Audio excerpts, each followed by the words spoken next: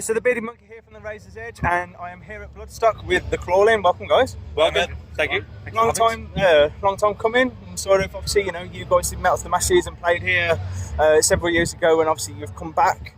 How's it feel to be back after 18 months of basically shit? It's amazing. It's great to be back. Well, good to be back at it. Yesterday was a bit weird, like just being in this sort of setting, like. Yeah. Today's more relaxed. Today's Indian, but it's great being back here. We love it here. Yeah, yesterday was very surreal, as Gary says. It was just such a big change from doing nothing to walking into something so big and coming in as an artist. But today it's a bit more normalised. I feel the way I'm used to feeling before a gig.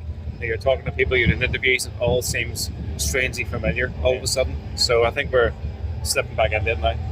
I mean, come from Northern Ireland. I mean, how easy is it to get gigs over here for a Northern Irish band? We've both done okay. I mean, we've had a lot of support from people who we've met, mainly through Melt of the Masses and through Bloodstock, a lot of it anyway.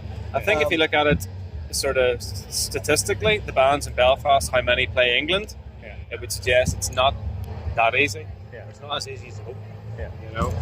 We have been quite fortunate with the contacts we made over the years that we are able to.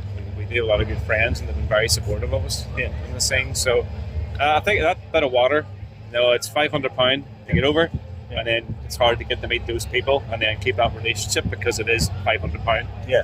And it goes both ways. We would invite fans to come over and, sure, you come to us and then we'll come to you. Yeah. I say, great. And then they'll sort of look at the logistics and it's like, fuck, that's like a lot of money. Yeah. Like, oh yeah, we pay it every time we come over. Actually, the last band we brought over, Stalsarg, we just told them, get on the plane and don't bring anything. Yeah. We'll give you everything. Yeah. It's like, we'll give you guitars, amps. Guy loaned out his entire drum kit, I think, bar cymbals. That was really it. It's just, and it's that sort of relationship we've learned over the years. I mean, you guys are set to destroy the Sophie stage in mere hours. It is ours. So how are we feeling going up? What are we to expect? I'm starting to move into excitement level now. I was really super nervous earlier. I was just, I had to sort of hide out of the way. Do the interviews and then hide. The interview and then hide. But now I know I'm about to start the path of moving to the car, getting the gear, I can see it about to happen. Yeah. So now I'm getting there. What's kind of your process, and have you forgot your process? Have you got a new process after coming out of COVID? That's a good question. Your routine going up onto that stage, how do you get yourself in that mindset? Because obviously your music is very dark, and like I sort of mentioned to you earlier on today, actually, it's kind of like, sort of speaking to you. You expect a lot of sort of darkness in what you say, but you're very happy-go-lucky guys. So there's light and dark in the day. So how do you get yourself into that mindset of, right, I'm going out here to fucking crush all of you?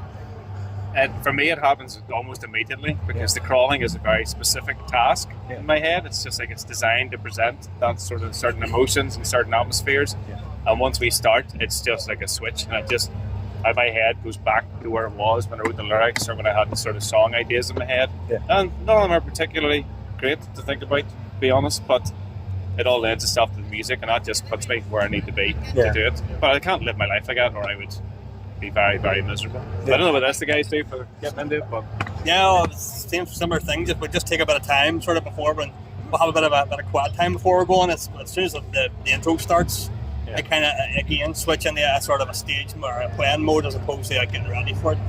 So I get a few nerves before we're going. They seem to once I hear my sound, once I'm working, then that starts to go from me, and I'm good. Definitely. How about yourself? It's mostly just like music for me, to be honest. I don't try to think of any of the darkness as such, but that's pretty fucking gross all the time anyway. But I just sort of once we start playing, sort of get into it then. But I can't really there's no process beforehand or anything as such. Definitely a wee bit of quietness to say, well, after this I'm done. I can't do any more talking or seeing people or hearing bands. I have to be out of the way. Yeah. And I've just learned that over the years. If you try and go too quickly into it, it doesn't really work, and it becomes disjointed. I mean, you guys have recently released Sparrow, your latest single. So basically, it's been a while since we've heard from you, obviously since you've released an album. What's the response been to the new single? Really good. Positive, We sold them all, so that spoke volumes. Absolutely. Yeah, it was sort of a wee bit of testing the water. We weren't sure what it was going to be like to release something in the middle of a pandemic. Yeah. The plan was to put an album out, so that definitely wasn't going to do that because it was just too much work, effort, money for it not to maybe take off without a touring cycle. Yeah. So it was like, let's do a single and then do a bit of a cover song with it and see how that goes. Well, let's say you obviously chosen Bjork as the cover song. Him. Where did that come from? I don't know. I just thought it's a good one for us to try. Yeah. Just the lyrics and everything, and just the feel of the song. I thought, I don't know, Andy could, our sort of sound could lend to that or whatever. No, it did. It really did work. Yeah. We kind of thought, we sort of put it through a few ideas, got a few metal tracks, and I thought, what's the point in doing something that's going to sound similar? We'll pick something completely different. I didn't want to do a metal fucking cover. I want to do. No, I something. think in hindsight, sorry, you're thinking me. I think in the hindsight that was a good idea. Yeah. Nah. But the response was good because, again, I wasn't sure what was going to happen, so we didn't press up like 1,000 CDs or anything, and we weren't really sure will we just do digital, will we do physical. And then we just thought, we all like that whole physical package, proper artwork. Yeah. So we just thought, fuck it, let's just get CDs pressed up, right? Yeah. Get your money out, And they basically went in a pre-sale instantly, and almost all the shirts went as well. It was a t-shirt with it. Obviously, it's a great cover. We got a proper artist. Yeah. And actually, I literally had Code 7, the distributor, email before we left going, need 65 CDs. And it was like, I have 20 and I need to keep some. So I think in the end I did send 20 back over to the distributor, so that it's basically out. Fair enough. So it's done. So who are we? Are you guys here all the rest of the weekend? Yeah. Yes. Who are we looking forward to seeing? Black Tongue. Priest. Cradle of Filth for me. Awesome, man. Obviously, Bloodstock is a pretty special place. Every year they sort of add something new. Obviously, you've got the Nordic Gaming Centre released this year. If you could add one thing, an extra special feature to Bloodstock, what would it be? An old school arcade.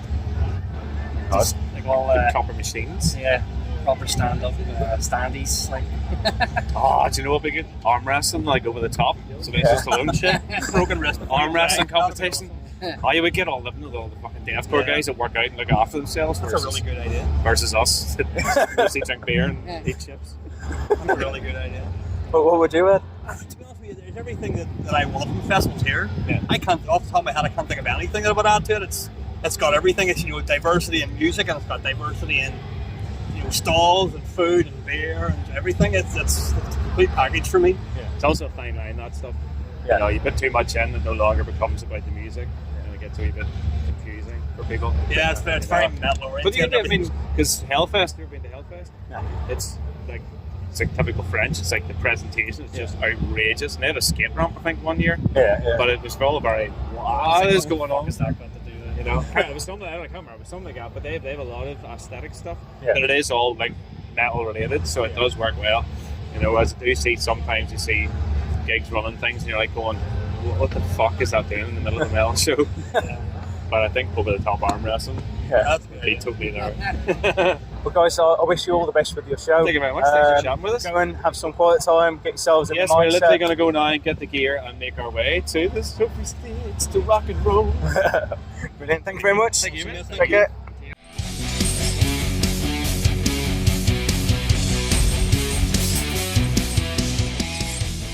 Thanks for listening. Make sure you keep up to date with future episodes by subscribing to our channels.